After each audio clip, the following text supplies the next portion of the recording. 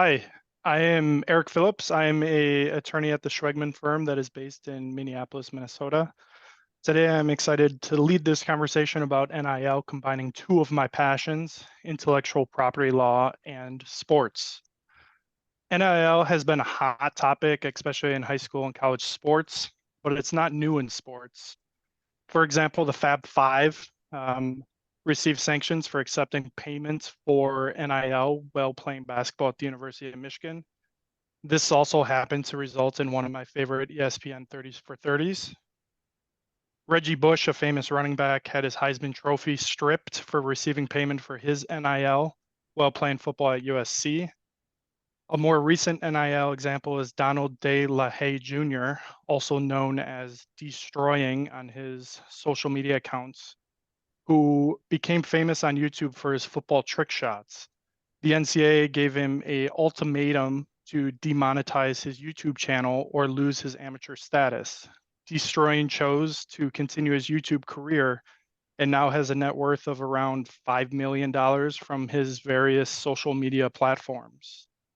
One of my favorite recent NIL stories includes all 85 scholarship players on the University of Utah's football team receiving a Dodge Ram pickup truck, each of those valued at around $60,000 in exchange for a commitment to complete community service within the following year. As previously mentioned, the issue of NIL is a rapidly changing area of law, and various states are making progress to alter state laws regarding NIL. Therefore, some of the information discussed during this presentation might have changed since these slides were prepared. It is important to note that none of the panelists' statements today are intended to be construed as legal advice. So if you have any legal questions about NIL, we recommend that you seek legal counsel.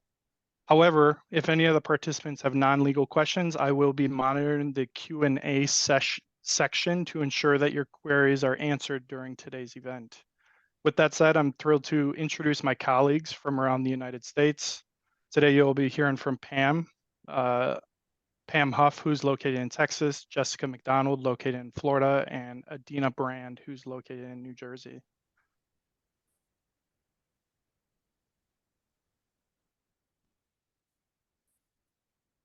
Great. Thank you, Eric, so much. This is Pam Huff. I'm a trademark attorney at Schwegman, as Eric mentioned, and this has just really been just a super interesting topic for us. We wanted to share with you today. So again, thank you for joining us. I think we've all been hearing just an awful lot about NIL, changes to NIL, the fact that there have been pretty consistent, very constant changes. I'll say that most of what we've heard, at least in discussing this with the panelists here, most of what we've heard has been from the perspective of the athlete or of the school. So as trademark attorneys, we thought it would be helpful to discuss NIL from a little bit different perspective, and that's from the perspective of the brand owner. So our goal today is really to discuss what we can expect to see, to hear, questions we may be getting as trademark counsel, but also what brand owners should be expecting, and opportunities for brand owners. And when I say brand owners, that includes actually athletes. And Adina will help us there at the end, towards the end of the presentation. We'll really talk about brand owners that are athletes, and they very well could be ones that are approaching with NIL questions and other branding questions as well. So today we've really broken the episode into three parts here. So we want to give some general background definitions we think would be helpful in kind of not just listening about NIL, but knowing NIL, understanding it. What are some terms? I think we, especially for the trademark attorneys that are on this episode or listening in, trademark owners are used to hearing certain terms, especially with respect to right of publicity. This is in a little bit different context, right? In the context of collegiate athletes, but also, high school athletes. So we want to give you some general background and definitions. We also think it would be helpful to hear a brief history of NIL. How did we get to where we are? I think that helps shape what we think we may be hearing in the future and what we can expect. And then we also want to go through some state policies, what we've seen, especially in Florida, Texas, and New York. We thought it was an interesting comparison, what these 3 states have done. Give you a little bit of background on NIL collectives. I think that's a term you will hear quite a bit in the context of NIL. And then talk about some trademark specific issues. Next slide. So first, thinking about and defining NIL, in some name, image, and likeness are the 3 elements that make up the legal concept referring to an individual's right of publicity. And as I mentioned, while we've heard of NIL or name, image, and likeness in the context of right of publicity and many other contexts, we're now seeing these terms used in the context of sports. So when we think about NIL and how each term is defined, I think the easiest is name. That's the athlete's name. It can be their nickname. And I think there's been very little confusion about what that actually means. Image is very literal. So it is the photo, video of the individual. It's interesting to hear. I think that there's been a little bit of confusion on image, meaning, is it reputation? So again, image is very, very literal, photo or video. Likeness, especially from the standpoint of what we've heard about what athletes think likeness is, I think what we've heard is likeness could be, oh, it's likability, it's how many likes I get on social media. So it's not. It's a graphic representation of an individual. I think the best example is the Michael Jordan silhouette. And so in any case, that is how likeness is defined. The confusion we've seen on behalf of many of the athletes, I think we could absolutely see the same type of confusion with brand owners as far as like what they can use to promote their brand. And again, how likeness is defined. I think we had a couple of other panelists who had mentioned some other examples of likeness, if you guys want to jump in. I was going to jump in. This is Jessica McDonald. I was just wanted to point out education is really a critical issue of this. We've seen confusion, as Pam mentioned. Image is not how you're being perceived in the market. Your likeness is not how you're viewed on social media or how many likes you get. And this education is going to be important moving forward because every year there's a new batch of athletes, either at the high school level or college level, that this is going to pertain to. So we see this as a continuing importance in making sure people are educated of what this really means when you're talking about NIL. And great point, Jessica, because I think that what we're hearing is, and you'll see, especially with respect to state laws and what the states have put forth, there is an educational element to NIL, particularly for athletes. What we're not hearing about is the educational component for brand owners, right? And for folks that are in the world of NIL and are starting to represent individuals with NIL. So I think the education process is important from a lot of different directions. And again, NIL it allows college athletes and some high school athletes to profit from their name, image, and likeness. I wanted to mention as an example of how many changes have occurred just within the last year. I was looking up some stats. I believe originally, when kind of the first wave of state policies and state laws came out, there were 16 or 17 states that allowed high school athletes to participate in NIL. A more recent stat, after this last summer, is now we have about 30 states that allow high school athletes to participate. So, seeing quite a few changes, even just in that one component. Next slide. So we wanted to, and I'll start it off here, but we wanted to give you some examples, opportunities of NIL deals that we've seen. And I think there's some that are expected, let's just say. So we're seeing athletes now on trading cards. Athletes are earning money from their image being on a trading card, their name being on a trading card. We've seen commercials, one or more team members in a commercial. I think there was one for KFC. So I think that's also very common. I think those are expected uses and expected deals, with NIL. As Eric mentioned, we saw the one with the pickup trucks, right, for the whole team. That was fascinating to me, and really interesting way to promote a brand. Some of the other things we've seen though, so for instance, social media, I think is an expected way that we would think, athletes will be promoting themselves, and deals, right, that we'll see through social media. We did hear about an athlete who now is on social media and actually is providing restaurant reviews, and of course has quite a few followers and is earning a good bit of money from that. So it's not, it's not actually promoting athletics in any way, but promoting, restaurant reviews or promoting restaurants through reviews. We heard of another athlete as well. I believe this one was from TCU, who now is selling their artwork. Actually, a very talented artist who before now was not able to profit off of their art. And so we have that. We've seen some opportunities for athletes to participate in philanthropy. There was I believe the Penn State quarterback who did a cereal commercial and is giving the money, all of the money to charity. I believe the figure was about $30,000. So that's going to charity.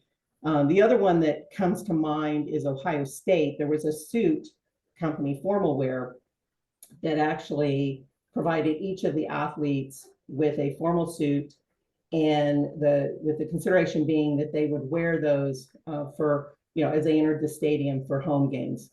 So that was another interesting one. I think Eric, I know you and Jessica had mentioned as well some interesting NIL deals that you've heard of. Yes, my personal favorite is there's a Nebraska football player. His name is DeColdest Crawford, and this got a lot of notoriety on the internet. He found what I think is a great fit between a brand owner and an athlete. He partnered with an Omaha, Nebraska-based HVAC company, SOS Heating and Cooling, and did commercials for their air conditioning, playing off of his name being DeColdest. So that was my personal favorite. The other point I wanted to make is, I think most people understand the traditional sports marketing and endorsement aspect of this, but it, like Pam, through the example she gave, it really goes beyond just that. And it goes beyond just social media posts. There's all these other opportunities for athletes. And most of the deals people hear about really involve, college football, men's basketball. That's where you see the top players with NIL valuations in the millions. But there's over 500,000 student athletes at the college level. So this really does apply to them as well. And you see some of these other athletes and other sports making tons of money through doing this. I think of Livy Dunn as an example. She's an LSU gymnast. She's, I think, in the top 5, 10 NIL deals out there in terms of the money that she's made. Yeah, some other examples that I've seen are, I know Bose has teamed up with a few different athletes to help them gift Bose headphones to their teammates. Things like that are just pretty cool to me, because as a college student, something like a $300 pair of headphones might be something you can't run to the store and purchase, but it allows them with their schools, their studies, and also preparing for their sports. And from what I dug up, most of the consideration for that is just simply posting about it on their social media, creating a buzz. But there's the Popeyes kid, the meme of the Popeyes kid kind of side-eyeing the camera. He got a Popeyes NIL deal. So it's just people are getting creative in how to leverage their name, image, and likeness, and brands are getting creative in helping leverage that to promote their brands. So it's really an exciting time for NIL. Agreed. Next slide.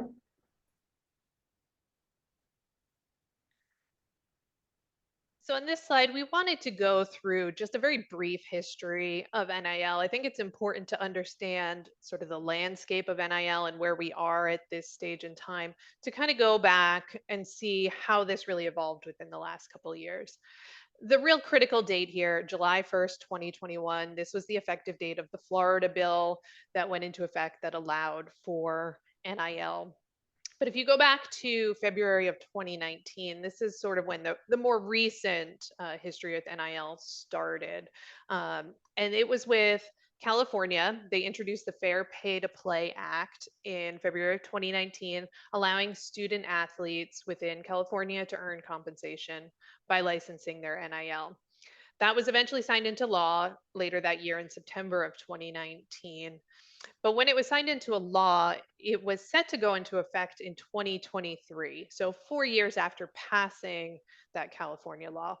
And that was intentional. Those 4 years were provided to allow for the NCAA to consider this issue with NIL and to potentially implement rules of their own.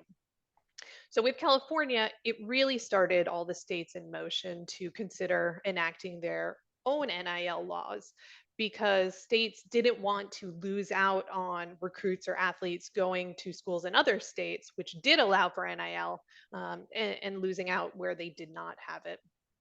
At the same time, the NCAA set up a legislative working group to investigate their response to the California legislation and to look into potentially enacting their own rules on NIL. While that was happening, in comes Florida. Florida was looking into creating their own NIL and introduced a bill in January 2020 allowing student athletes in Florida to earn compensation from their NIL. That was passed a couple months later in June 2020. And instead of it going into effect in 2023, like the California legislation, it was set to go in effect essentially a year later on July 1st of 2021, which was much sooner than initially proposed by California. In the meantime, in January of 2021, so a couple months before the Florida legislation was set to go into effect, the NCAA was working on proposed rules set to be voted on pertaining to NIL. But very close in time to the time that they were going to vote on it, they received a warning from the Department of Justice about potential antitrust concerns. So they suspended their vote on those rules. A couple months later, in June 2021, a month before the Florida legislation was set to go into effect, the Supreme Court issued a decision in the case of NCAA versus Alston, which Adina is going to discuss for us. Next slide, please. So even though the NCAA versus Alston is an antitrust case, it is viewed as a landmark decision that implicates student athlete rights to their NIL. Some have even heralded this unanimous decision as one of the most significant sports law decisions in history. The facts of the case are as follows. Current and former student athletes filed an antitrust class action against the NCAA and 11 Division I conferences, alleging that the NCAA bylaws violated the Sherman Act as anti-competitive, since they unreasonably limited the compensation and benefits that student athletes could receive from schools. The NCAA's position was grounded in its preservation of amateurism and maintaining a distinction between college and professional sports. The district court limited its decision to specific NCAA rules restricting education-related benefits that schools make available to student athletes to support their educational experience. Examples of education-related benefits include reimbursement for computers, musical instruments, free tutoring, paid internships, and cash awards for academic success. The district court issued an injunction barring the NCAA for imposing restrictions on education-related benefits, since relaxing these restrictions would not blur the distinction between college and professional sports. Both sides appealed, and the Court of Appeals for the Ninth Circuit affirmed. The Supreme Court then issued a unanimous decision that agreed with the student athletes that the specific NCAA rules limiting education-related benefits provided by schools violated Section 1 of the Sherman Antitrust Act. The court declined to grant the NCAA immunity from federal antitrust laws and would not give the NCAA preferential treatment in this regard. Justice Kavanaugh's concurring opinion highlighted the applicability of the Alston case to our discussion today. Even though NIL compensation was not discussed, Justice Kavanaugh stated that the NCAA's remaining compensation rules also raise serious questions under the antitrust laws, and the NCAA is not above the law. So the court's decision is limited in this case, as it does not rule on the NCAA rules which limit other forms of compensation related to athletic performance, such as NIL. However, this decision had a ripple effect that proved very impactful with regard to NIL rights of student athletes. Within days of the Alston decision, the NCAA announced that it had suspended its rules prohibiting college athletes from profiting off of their NIL rights during their tenure as college athletes, and they left it up to the states and individual institutions. So the Alston case transformed the landscape of college sports with regard to NIL, and we are still witnessing the cascade effects of this decision to this day. Next slide, please. Yeah, so following this NCAA decision in Alston, the NCAA recommended states be ready to enact their legislation earlier than was originally proposed in light of the California legislation. And as Adina mentioned, left it to the states to establish their own rules. So many of the states really rushed to get laws in place so that they wouldn't lose out when the Florida laws went into effect in July 2021. So at this point in time, there's no national legislation on NIL. There's no NCAA policy on NIL.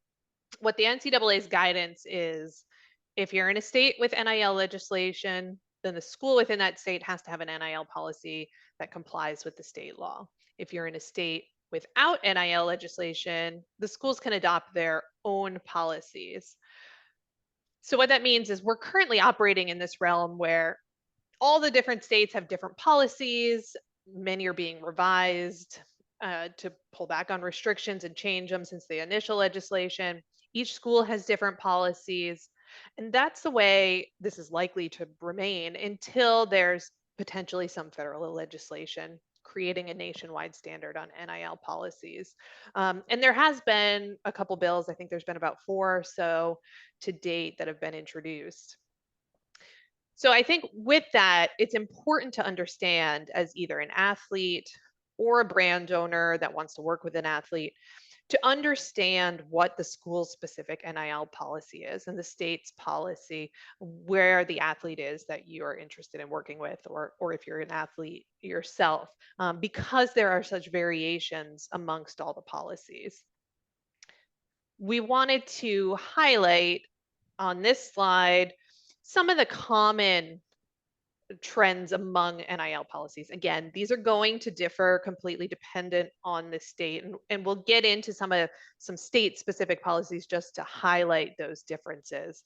But what we've commonly seen as general trends are, most importantly, student athletes are allowed to engage in NIL and earn compensation through that. Another very common provision is that student athletes can hire third-party professional service providers. So that means marketing agents, attorneys, accountants, business managers, or even social media managers. Another common requirement, although, and we'll get to this, we've seen some states pull back on this, is the requirement to disclose the NIL deals to the particular school. And this wasn't for approval necessarily, but it was to allow the schools to know what their student athletes were doing and check to see if that NIL deal conflicts with any of the contracts or deals that the school has with particular sponsors.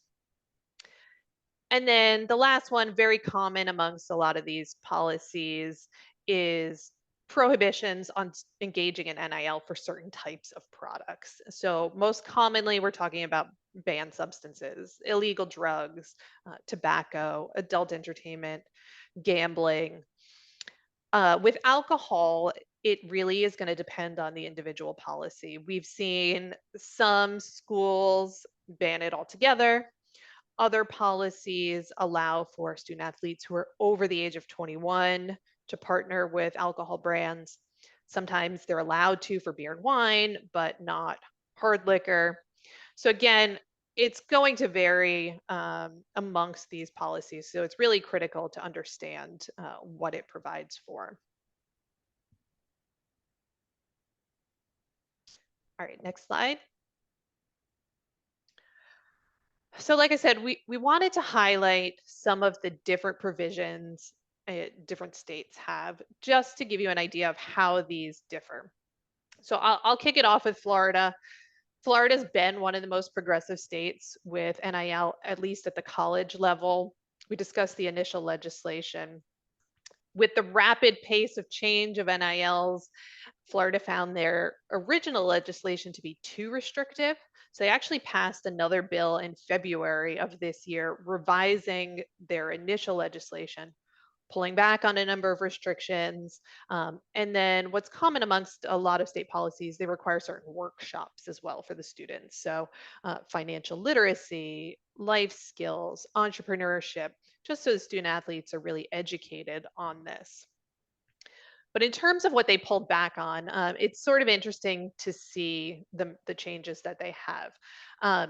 So one of the initial things they pulled back on was that now NIL contracts can extend beyond the athlete's participation in the athletic program. The original law, it was limited to participation in the athletic program. And I wanted to mention an example here. Some of you may have seen this in the news. So there was a University of Florida football player, Gervon Dexter, who entered into an NIL deal while he was at University of Florida, provided for an initial term when he was in college, and then an extended term, which was 25 years after he graduated college. And this was enacted under the original Florida law. In his extended term, he was required to pay the company that he had the NIL deal with 15% of all of his earnings. So Gervon Dexter's now at the Chicago Bears. He got an initial contract from them, $6-7 million. So under that contract alone, he owes this NIL, this company he made the NIL deal with, over $1 million. So he's actively seeking to try and void his NIL contract with this entity. Some of the other changes, and I'll go through them rather quickly. It no longer prevents student athletes from entering into agreements that conflict with the school's contracts, and the student athlete no longer has to disclose those contracts to the school. And then two of the more interesting changes, I think, are originally the compensation that the athlete received was limited to third parties that were unaffiliated with the schools. The revised legislation removed that. So it removes the bar against the school from compensating the athlete. And then one of the other changes that I'm sure is welcomed by many of the educational institutions was that immunity was granted to both the educational institution and the employee, so coaches, from liability for damages to the student athlete's ability to earn NIL resulting from actions taken in the routine course of their athletics. So the way I see this playing out is, say you're the starting quarterback, you are working on entering into these NIL deals, you're not performing, and the coach makes you the backup quarterback and starts someone else. Well, now you can't turn around and sue the school or sue the coach for damages that it affected the compensation to your NIL. And then the last point that I wanted to make, in Florida does not currently allow high school athletes to profit off their NIL. This is being looked at actively in Florida. The Florida High School Athletic Association is meeting to draft proposals. So I think it's going to be a matter of when it happens, not if, in Florida. And there's talks that it could be as early as January of next year, but that's yet to be seen. Interesting. I'll tell you on the Texas side of things. So Texas made some changes this past July. They're still in session, so we may. That's why I didn't include a date, because we may actually see more changes. But one of the things that surprised me was there weren't quite as many changes with the Texas NIL laws as with, say, the ones that Jessica mentioned with Florida. There were a couple that I thought were the most significant. I'll start with kind of some of the changes, right, that we saw. Was that initially the student could not use the intellectual property of the institution. So, no branding, no colors, none of that. That has changed. So now in Texas, the athlete can wear the uniform, can use the school's brands to, in the NIL deal. The general framework or the general terms, I think, remain the same. So the Texas law is basically three sections. One was limitations to the terms, and of course, this on all the NIL contracts. This is one of the things I think we're seeing pretty much routinely with these NILs, which is that the NIL deal can't conflict with, say, a team contract or an institutional contract. It cannot conflict with that institution's honor code. Now, in Texas, they did not pull back on the requirement to disclose to the school. So that is still, at least as far as I know, still current in Texas, that it has to be disclosed. The compensation has also been pretty consistent over the last couple of years. In other words, that compensation cannot be provided in exchange for attendance at a specific school. The compensation can't be provided by the school. And then again, the one I mentioned about the compensation that you can't use, that you can't be compensated for something where you're using the school's intellectual property. Again, that is the thing that has really changed.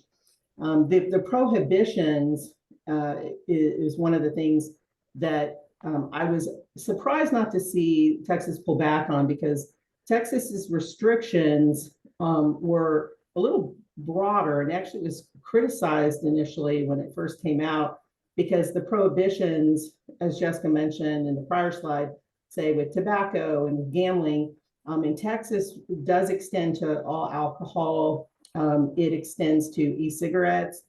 It extends to any firearm that the student can't legally purchase. So we did expect to see pullback on that, and we have not seen that. As far as the duration of the NIL contract, that has remained consistent and cannot extend beyond that athlete's tenure in collegiate athletics. One of the things that also I think folks in Texas were expecting to see was they were expecting NIL to be extended to high school athletes. That did not change. So currently in Texas, high school athletes are not permitted to partake. One of the other changes, although this was considered fairly minor, was the original laws created this financial literacy life skills workshop, but it was not required in the same way it is now. I believe the athletes have to attend twice now during their tenure as an athlete. The other change that occurred, and I think we've seen this on a number of states, and it's mentioned, Jessica mentioned it, but also Dina mentions it in her New York points, was that it makes it illegal for the NCAA to prohibit, in this case, a Texas school from facilitating NIL arrangements for its athletes. Now that has changed in Texas as well. So, and again, the change that we saw in New York about limiting the enforcement power of the NCAA, that has also been enacted in Texas. So we are seeing that as well.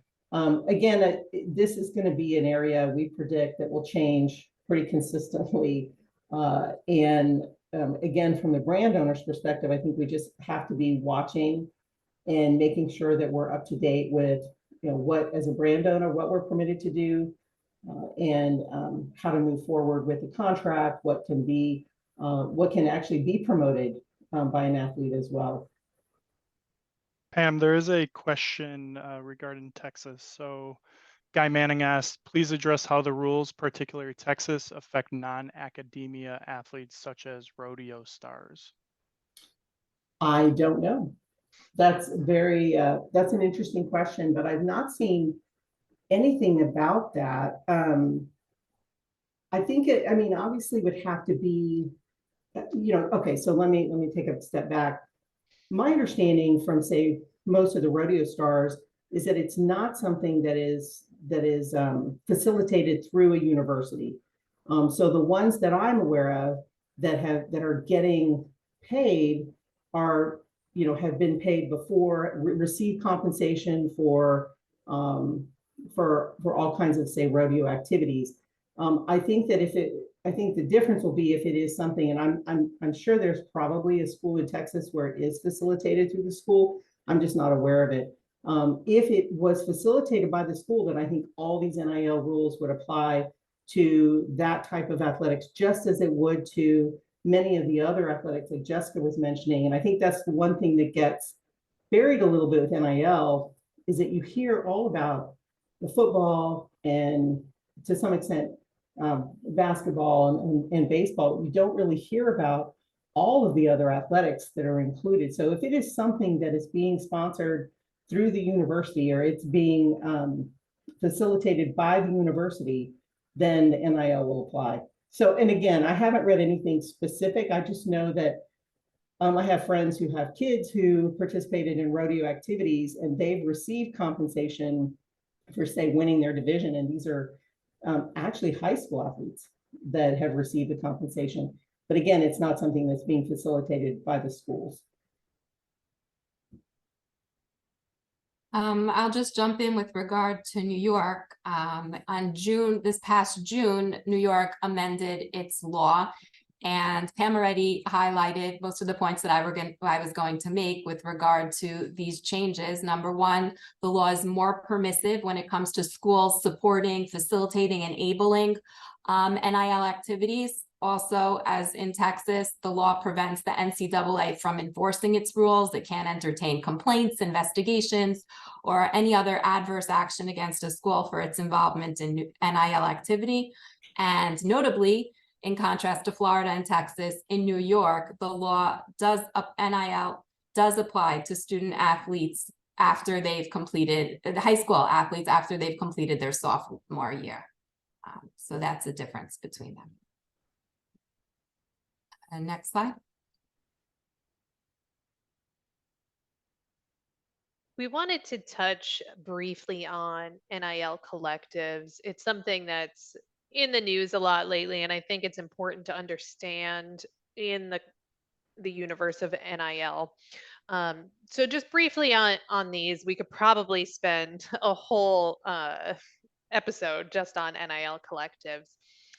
It's a relatively new concept. Obviously, it's only been around 2 to 3 years, since NIL was permitted. A collective doesn't have any kind of legal significance, the term collective. It really is just suggesting some sort of cooperative enterprise. So these collectives are not directly associated with any educational institution, but they are formed for the benefit of the student athletes at a particular institution. And the point of them is to gather together individuals and money from those individuals, whether it's alumni or fans, donors, boosters, etc., to pool it together for the student athletes at a particular institution to create NIL opportunities for those athletes. So they're really acting as a conduit, both to create NIL opportunities for the athletes or somehow direct the NIL deals to the athletes, sort of a intermediary between the businesses and the athletes. But in terms of the different NIL collectives that are out there, the structure of them varies greatly. So again, if you're a student athlete or if you're a brand donor, it's important to understand what the collective does that you are potentially partnering with and how it's structured, because it's going to differ a lot. So just to give you some examples, some of these are for-profit entities. It gives you the benefit of privacy, less financial disclosure. Others are nonprofit entities. There are some NIL collectives that are a subscription model based, where participants pay monthly or annual dues, and there's different tiers of benefits that they receive based on how much money they give. So whether it's merchandise or ability to attend exclusive events or autograph signings, it's going to vary depending on the tiers. Some form more of a marketing intermediary where their purpose is to connect a brand with an NIL, with an athlete for NIL. So they take more of an agent function. And with a lot of these, the collective actually takes a percentage of those deals, whether it's 10%, 20% of the value of the NIL deal. And then I think what most people commonly hear about with these NIL collectives is another form of them is pooling together money from donors and other wealthy individuals, pooling it together to then provide to student athletes. One of the things I was going to mention as well on with respect to collectives, and one of the things we've seen is that the collectives will oftentimes enter into contracts directly with the athlete. So as Jessica mentioned, depending on the structure of the collective, they actually have a deal with the athlete themselves. Some of those can be exclusive arrangements. So as the representing the brand owner, I think certainly determining what the structure is of the NIL, how the NIL operates, excuse me, not the NIL, but the collective, how the collective operates is going to be very important, because there will be situations where representing the brand owner, you will be directly working with the collective, and there will be some circumstances where you would be working directly with the athlete. That's going to depend, I think, a lot, again, on the structure, but of course, on the institution. I think some of the smaller institutions, you probably could expect to be working with the athlete directly. But I think we're seeing it kind of both ways. The general recommendation is that if you're going to do, as a representing brand owner, if you are going to be trying to do a deal with an athlete, that you approach the collective first, but that's not required. Necessarily, I should say. I think some collectives will probably tell you that it is, but what we're seeing is it's not necessary to do that, but it is recommended. Yeah, the other thing that I'll add to that is many of the large brands in college athletics, like University of Michigan, Notre Dame, Ohio State, many of those have multiple collectives that may focus on different things. So as a brand, if you're trying to connect with a certain athlete, whether it be a basketball, football, hockey, whatever sport it is, volleyball, I would just first look at the collectives that are there and find one that has a focus that aligns with your goals and intentions of your brand. We've also seen, and I know this is a case with Penn State, some of the collectives, there were multiple collectives formed at certain schools. We've started to see them merge together and form a single collective. There's also been multiple collectives at different institutions starting to form associations together to work on legislation, not necessarily directly with the legislation, but guide policy towards NIL and share best practices with each other. So it's interesting to see these different schools kind of working together on this.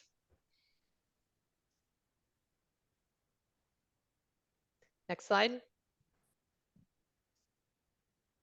So up until this point, we addressed issues that may arise in our role as attorneys advising brand owners who are interested in signing NIL deals with athletes. Since NIL has opened the door for student athletes to now build their own brands and capitalize on the commercial value of their name, image, and likeness, we now shift gears, put on our trademark attorney hat to discuss particular issues that relate to athletes as the brand owners. As trademark attorneys at the advent of the era of NIL, we foresee the practice encountering a potential influx of trademarks from athletes themselves as the brand owners. So now is an opportune time to take a quick glance at how athletes are using trademarks to build brands, the specific protections afforded to athlete trademarks, and how athletes are enforcing their trademarks to maintain strong brands. While student athletes are now able to monetize their NIL, these athletes must protect their rights through an effective trademark strategy. Obtaining a trademark prevents other parties from distributing products using the athlete's name, image, or likeness without the athlete's permission. It also allows athletes to use their own trademark to build their own brands. So professional athletes have profited for a while off of trademarks. Athletes in general have a limited tenure playing their sport, and creating a brand and profiting off of their trademark is a way to capitalize on their fame and increase their earnings during their playing career and at times even beyond. Trademarks protect the brands an athlete has created while playing and fosters continued financial income even after their career has ended. So athletes' trademarks have run the gamut and have included names, nicknames, unique slogans, logos, and even poses.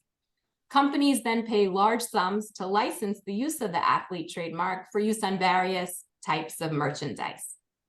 So there are many famous trademarks associated with professional athletes. This slide highlights just a few.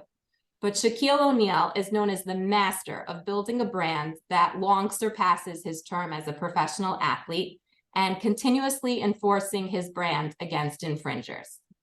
Other notable examples of pro athlete trademarks include Live Strong by Lance Armstrong, Get Your Popcorn Ready by T.O., Just a Kid from Akron by LeBron James, Anaris, which is Serena Backwards by Serena Williams, and Mr. October by Reggie Jackson.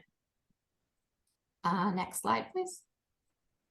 So just like the pros, college athletes are now jumping on the NIL bandwagon and starting to file for trademarks for their names, nicknames, and slogans as well. Here is a sampling of trademarks and brands filed by student athletes after being afforded the opportunity to cash in on their NIL. The slide presents 3 trademarks for logos depicting the student athlete's initials, namely Haley Van Lith of LSU Tigers women's basketball, Damani Richardson of Texas A&M Aggies, and Graham Mertz of the Florida Gators. Haley Van Lith also filed an application for her name as well. Next slide, please. So the rise of the internet and the proliferation of social media has allowed for third parties to easily take advantage of athletes' trademark names, nicknames, slogans, and phrases by racing to the trademark office to file for the mark and selling items online on a website, a Twitter or Facebook page with the trademark displayed on products. These third parties are referred to as squatters. Athletes then must take action against these third-party squatters who are attempting to capitalize on their goodwill and fame. So athletes are advised to file for trademarks quickly so that they avoid squatters in the first place. However, in the event that a squatter beats the athlete to the trademark office, the Trademark Act has provisions to protect athletes from these squatters. Yet people still try to file for trademarks related to athletes' names and catchphrases in an attempt to hopefully profit off of the athlete's acclaim. So the U.S. Trademark Office has refused registration of many applications filed by third-party squatters for athlete trademarks before the athlete has filed an application in his or her own name. There are 2 separate provisions that target squatters. Section 2C of the Trademark Act prohibits the registration of trademarks consisting of a name, nickname, or stage name identifying a particular living individual without his or her written consent. An example of this relates to the mark Linsanity. 9 trademark applications were filed by unrelated third parties for the mark Linsanity, which was a phrase referring to the craze associated with Jeremy Lin of the Knicks. These applications were rejected by the Trademark Office under Section 2C since the mark included the athlete's name, Lin. In the end, Jeremy Lin was able to register the Linsanity mark in his own name as its rightful owner, and he is currently using the mark in connection with various types of merchandise, including, for example, the bag seen on the slide. However, at times, the athlete's trademark is not the name or nickname of an athlete, but rather a slogan or a catchy phrase that is associated with the athlete. Section 2A of the Trademark Act prohibits the registration of marks that falsely suggest a connection with an individual. This provision provides broader protection for athlete marks beyond their names and nicknames. Examples of athlete marks that were refused registration under Section 2A when filed by unrelated third parties include A-Rod, as falsely suggesting a connection with Yankee Alex Rodriguez, Greek Freak, as falsely suggesting a connection with Giannis of the Milwaukee Bucks, Fear the Brow, as falsely suggesting a connection with Anthony Davis of the Lakers, Tebowing, as a false suggestion of connection with NFL player Tim Tebow, and Tampa Bay Gronkaneers, as falsely suggesting a connection with Tom Brady and Rob Gronkowski of the Tampa Bay Buccaneers. I was going to jump in here, Adina, and make a couple of comments about squatters and what we're seeing and what I think we can expect to see going forward. And this really relates more to territories outside the United States. So one of the things with squatters, I think at least I've seen over the last, say, 10 or 15 years, is squatters have become much more sophisticated and much more anticipatory, let's say. So when I've had brand owners who are anticipating a launch in another country, but they're not yet in that country, and they announce the launch, that's when I feel like it's definitely triggered squatters to rush to the trademark office. And of course, most, not all, but many, let me just say, many of the other countries outside the United States are first to file. And this has really caused trouble, of course, you might imagine. Then the brand owner is ready to go in to pick the country, Colombia, and they can't because someone else owns the brand and they can actually be sued for infringement if they enter that country. So with the age of NIL, I think we'll start seeing, and I'm predicting that we will see squatters who are watching the collegiate athletes and watching those that are really developing their brand and then anticipating whether those athletes would then either take the brand beyond their time in college or will go into pro sports and certainly expand the brand. So I think what we're going to see is, while it looks like the U.S. is definitely addressing this and is anticipating, we're seeing and addressing again these folks that are trying to benefit off someone else's brand. I think you'll see when these athletes then go beyond the United States, they're going to have trouble in a number of countries. It's going to be hard, I think, to advise on as well, because if you have a client, let's say you're representing the athlete with their brand, and they don't know if they're going to go pro, right? They don't. Maybe the brand is doing well at the time, but they can't predict how well the brand will do after they leave college. And they're looking at the cost of filing international applications in one or more countries. How do you advise on that, right? I mean, is that they're really going to have to do some soul searching, I think, on how much money to spend to protect the brand internationally. So again, I mean, I look at this and I see certainly a lot of things that we need to be aware of in the U.S., but I think our biggest issue with this is going to be international issues. Good point, Pam. Thank you.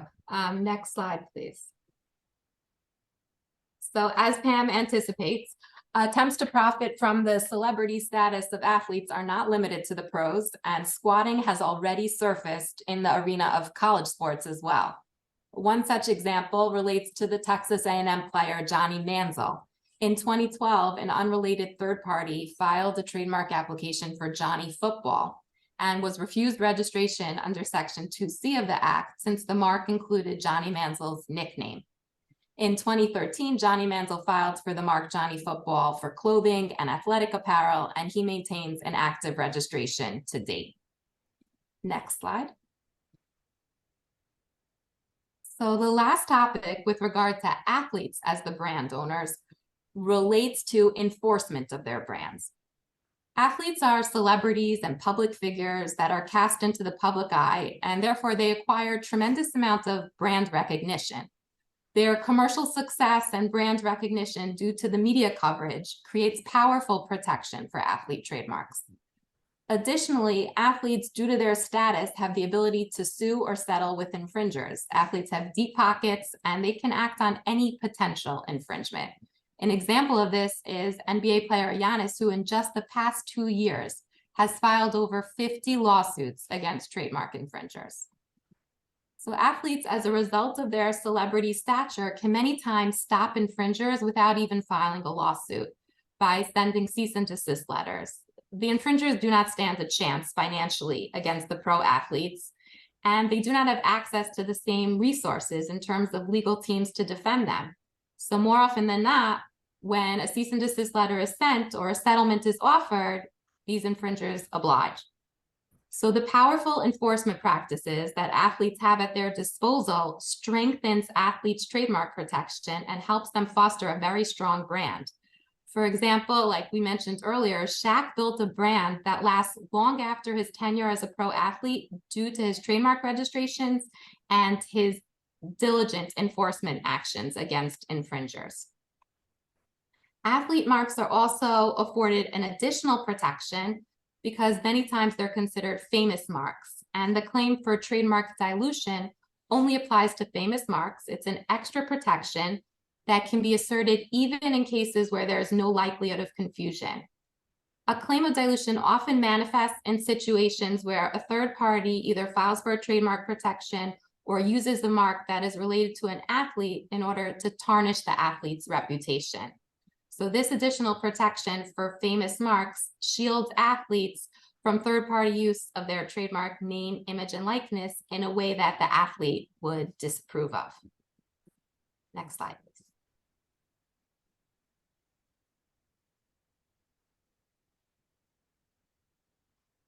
Well, so I'll start this one off, just kind of anticipating, right, what is the future of NIL? I mean, we're seeing so many changes, but one of the things that I anticipate is kind of the collapsing. We've already even seen it with some states, right? The collapsing of the university or the institution with the collective, and what the university can do or the institution can do with the collective. We see collectives, and again, as Jessica mentioned, we could go on and on just about collectives. But what we're seeing with collectives is essentially recruiting. These collectives are helping to recruit athletes to a specific institution or to their institution. It's hard to believe they're doing that without the input of that particular institution's athletic department. And so I think that they're not supposed to be, but I think it's, again, hard to believe that they're not. So I think we'll see some collapsing of that, where institutions will actually be able to participate more than they currently are. My sort of thoughts are, what's the NCAA's role moving forward with this? We see states are already starting to pull away, saying some of the NCAA laws are unenforceable in their states. We have some of these cases coming down, taking power away from the NCAA, combined with conference realignment and grouping together the schools, these massive TV contracts that the conferences are entering into. What do we see the role of the NCAA in the future? My final thoughts on the future of NIL is that federal legislation is necessary and it's on the horizon. The colleges, the states, the NCAA, and the conferences, they all want a national standard. Federal law would eliminate the patchwork of state laws that has created what is commonly referred to as the Wild Wild West. And it would replace it with a workable framework for NIL policies. Federal legislation would also create an even playing field for college athletes that make it easier for them to navigate NIL and to know that their competitors in other states are governed by the same policies. It would also establish a nationwide and uniform enforcement of NIL rules, which will help resolve the conflicts that we're seeing now between some states, New York and Texas in particular. There's a conflict between enforcement via the state law or NCAA. And finally, a federal law would also allow international student athletes to earn compensation off of their NIL within the US. And for me, real quick, I don't foresee NIL going away, but I do foresee some changes coming up. Like, for instance, it'll be fascinating when they start looking at an equity balance of NIL if they do a Title IX like realignment of requirements for NIL fund distributions out of collectives to really help benefit the athletes of some like women's basketball players and women's sports in general. I think that might kind of change the landscape of NIL for a positive. You won't see these huge one splash, but it might spread the money out more evenly across sports. But regardless, I'll be staying tuned and paying attention to the nexus between intellectual property law and sports. So thanks so much for your time today.